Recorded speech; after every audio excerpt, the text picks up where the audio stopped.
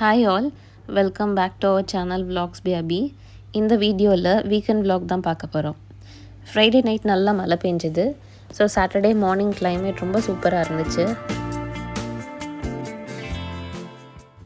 Climate நல்லா இருந்தனால சூடாக ஒரு கப் காஃபியோடு தான் அன்றைக்கி டே ஸ்டார்ட் பண்ணேன்.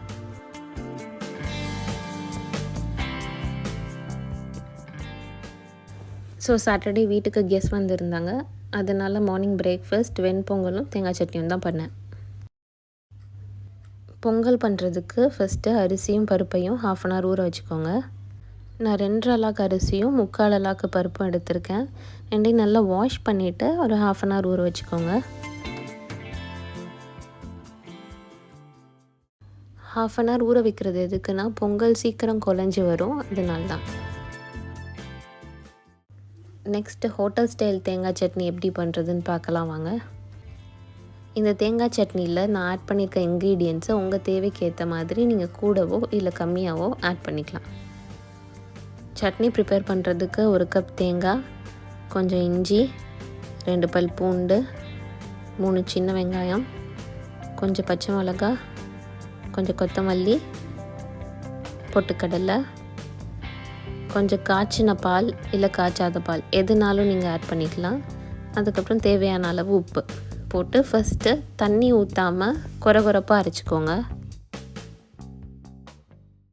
அதுக்கப்புறம் உங்களுக்கு தேவையான அளவு தண்ணி விட்டு நல்லா நைஸாக அரைச்சிக்கோங்க.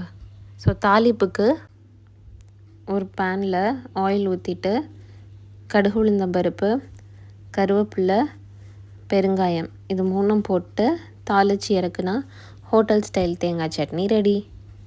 இந்த தேங்காய் சட்னியில் மெயின் இன்க்ரீடியண்ட்டே பால் தான். நீங்கள் பச்சை பால் இல்லை காய்ச்சின பால் எதுனாலும் ஆட் பண்ணிக்கலாம். அப்போ தான் அந்த ஹோட்டல் ஸ்டைல் தேங்காய் சட்னி நம்மளுக்கு கிடைக்கும். ஸோ இது செஞ்சு பார்த்துட்டு எப்படி இருந்துச்சுன்னு சொல்லி கமெண்ட் செக்ஷனில் கமெண்ட் பண்ணுங்கள்.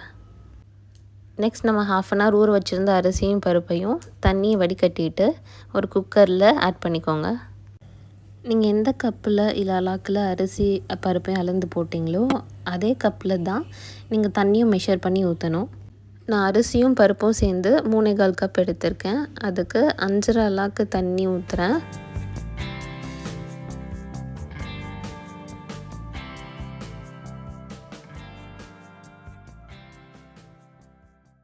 தேவையான அளவு உப்பும் அப்புறம் நெய்யும் சேர்த்துக்கோங்க.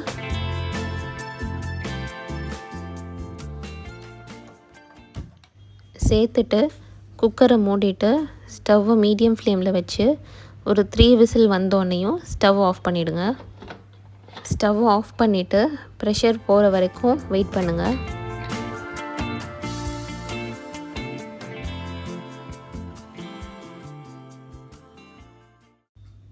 இப்போ பாருங்கள், பொங்கல் நல்லா குழஞ்சி வந்திருக்கு.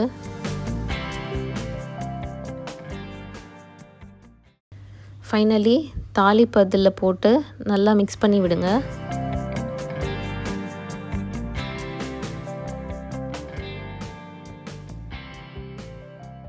இப்போ வாங்க நம்ம பிரேக்ஃபாஸ்ட் மெனுவை பார்க்கலாம்.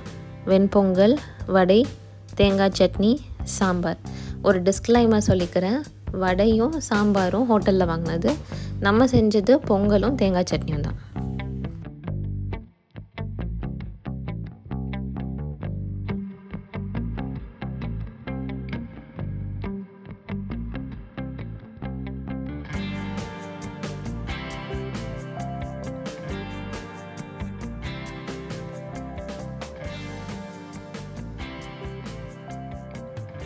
நெக்ஸ்ட் லஞ்சுக்கு சிக்கன் கிரேவியும் சிக்கன் 65யும் ரெடி பண்ணேன். நான் 1/4 கிலோ சிக்கன் எடுத்திருக்கேன். ஸோ ஃபஸ்ட் சிக்கனை மேரினேட் பண்ணிடலாம். அதுக்கு 2 டேபிள் ஸ்பூன் மிளகாத்தூள், 2 டேபிள் ஸ்பூன் மல்லித்தூள், 2 table spoon pepper powder, 1/2 table spoon இஞ்சி பூண்டு பேஸ்ட், தேவையான அளவு உப்பு இதெல்லாம் சேர்த்து கொஞ்சம் மிக்ஸ் பண்ணி ஃபைனலாக கெட்டி தயிர் ஆட் பண்ணிக்கோங்க. ஆட் பண்ணிவிட்டு நல்லா மிக்ஸ் பண்ணிக்கோங்க. அப்புறம் இந்த சிக்கனை ஃப்ரிட்ஜில் 1 ஹவருக்கு மேரினேஷன் பண்ணி வச்சுடுங்க. தயிர் நல்லா கெட்டி தயிராக பார்த்து ஆட் பண்ணிக்கோங்க. அப்போ தான் அந்த மசாலா சிக்கனில் நல்லா ஒட்டும்.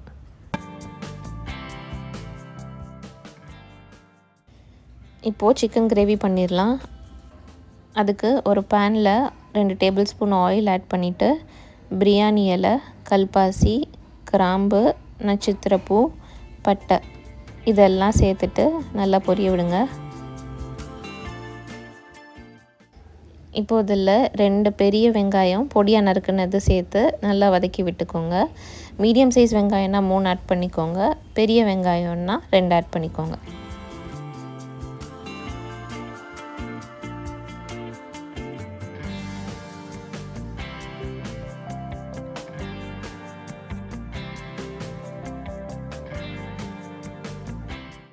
இப்போது தேவையான அளவு உப்பு ஆட் பண்ணிக்கோங்க.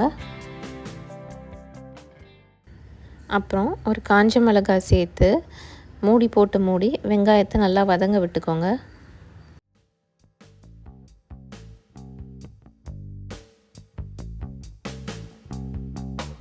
இப்போது வெங்காயம் இந்த மாதிரி கண்ணாடி பதத்துக்கு வந்த அப்புறம் அதில் 1 டேபிள் ஸ்பூன் இஞ்சி பூண்டு பேஸ்ட்டு சேர்த்துக்கிறேன்.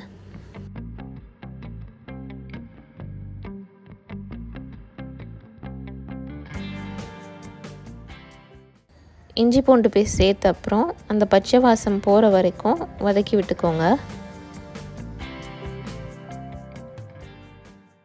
இந்த கிரேவிக்கு ஒரு மசாலா ரெடி பண்ணலாம்.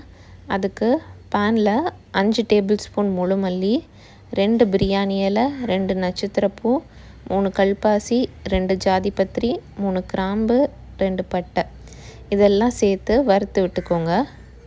அதில் 2 டேபிள் ஸ்பூன் சோம்பு, 2 டேபிள் ஸ்பூன் சீரகம் சேர்த்து மிதமான தீயில கருகிடாமல் ஒரு 3 நிமிஷத்துக்கு வாசம் வர வரைக்கும் வறுத்து விட்டுக்கோங்க. அப்புறம் ஒரு 10 நிமிஷத்துக்கு அதை கம்ப்ளீட்டாக ஆற வச்சுட்டு மிக்சியில் சேர்த்து நல்லா ஃபைன் பவுட்ராக அரைச்சி எடுத்துக்கலாம். கிரேவி பண்ணுறதுக்கு நான் 1/2 kg சிக்கன் எடுத்திருக்கேன். அதில் கர்ட் ஆட் பண்ணி அந்த சிக்கனை மேரினேட் பண்ணி வச்சுக்கிறேன். வெங்காயம் கண்ணாடி பதத்துக்கு வந்த அப்புறம் 2 பெரிய சைஸ் தக்காளி பொடியாக நறுக்குனது சேர்த்துக்கிறேன். சேர்த்துட்டு நல்லா வதக்கிட்டு தேவையான அளவு ஆயில் ஊற்றி ஒரு 5 மினிட்ஸ்க்கு மூடி வச்சுருங்க. 5 மினிட்ஸ்க்கு அப்புறம் எடுத்து பாருங்கள், தக்காளி நல்லா சாஃப்டாக ஆகியிருக்கும். இப்போது அதில் தேவையான மசாலா எல்லாம் சேர்த்துடலாம்.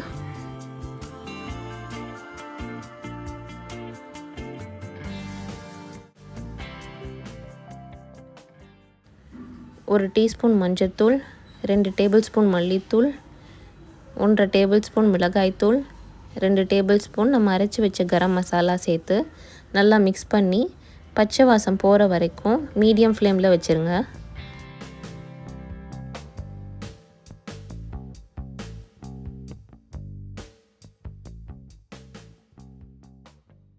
அதுக்கப்புறம் மேரினேட் பண்ணி வச்ச சிக்கனை இதில் போட்டு நல்லா மிக்ஸ் பண்ணி விடுங்க.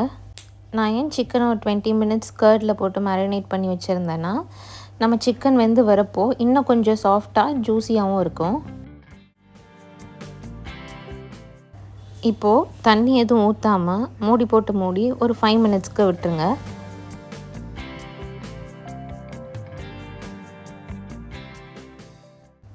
ஃபைவ் மினிட்ஸ்க்கு அப்புறம் பார்த்தா சிக்கன்லேருந்து தண்ணி விட்டுருக்கோம். இப்போது ஒரு 2 கிளாஸ் தண்ணி சேர்த்துக்கோங்க. சேர்த்துட்டு நல்லா மிக்ஸ் பண்ணிவிட்டு இந்த ஸ்டேஜில் உப்பு கரெக்டாக இருக்கான்னு சொல்லி செக் பண்ணிக்கோங்க. செக் பண்ணிவிட்டு மீடியம் ஃப்ளேமில் ஒரு 20 மினிட்ஸ்க்கு விட்டுருங்க. இப்போது 20 மினிட்ஸ்க்கு அப்புறம் பார்த்தா இந்த மாதிரி எண்ணெய்லாம் பிரிஞ்சு சிக்கன் நல்லா சாஃப்டாக வெந்திருக்கும். ஃபைனலாக அதில் கொத்தமல்லி சேர்த்துக்கோங்க. ஸோ டேஸ்டியான சிக்கன் கிரேவி ரெடி. நம்ம மேரினேட் பண்ணி வச்சுருந்த சிக்கன் 65 பொரிச்சிடலாம். இப்போ வாங்க நம்ம லன்ச் மெனு பார்க்கலாம்.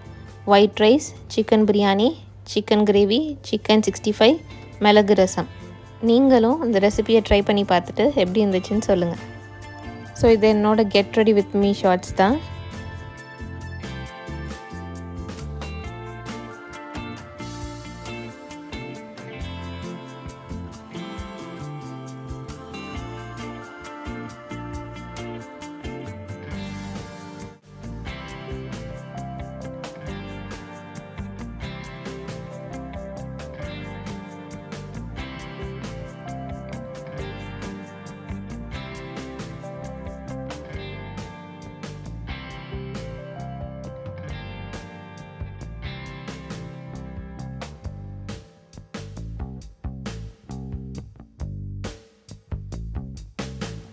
ஸோ தேங்க்ஸ் ஃபார் வாட்சிங் திஸ் வீடியோ. இந்த வீடியோ உங்களுக்கு பிடிச்சிருந்துச்சின்னா லைக் பண்ணுங்கள், கமெண்ட் பண்ணுங்கள், ஷேர் பண்ணுங்கள் அண்ட் மறக்காமல் சப்ஸ்கிரைப் பண்ணுங்கள்.